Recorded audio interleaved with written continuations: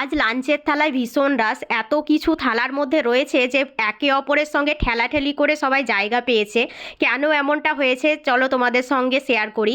আজকে আমাদের বাড়িতে সকালে উঠেই, মানে আজকে না, প্রত্যেক দিনই আমাদের বাড়িতে সকালে উঠে ডিসকাশন চলে স্পেশাল কি রান্না হবে। তো তার লিস্টে থাকে বিরিয়ানি, পোলাও, ফ্রাইড রাইস, কিন্তু সব সময় বাকিগুলো হেরে গিয়ে সব সময় জিতে যায় তোমার বিরিয়ানি।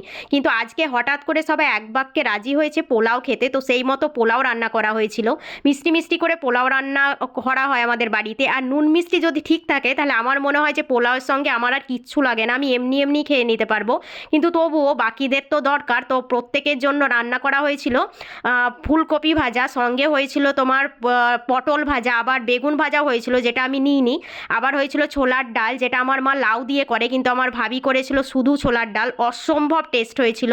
আর কষা কষা মাংস, দেখো আমি তো রেয়াজি পেয়েছি, বেজায় খুশি আমি। কিন্তু ছোলার ডালটা এত টেস্টি হয়েছিল, আমার মনে হয়েছিল মাংসটা না থাকলেও আমার চলে যেত, I don't have any problem.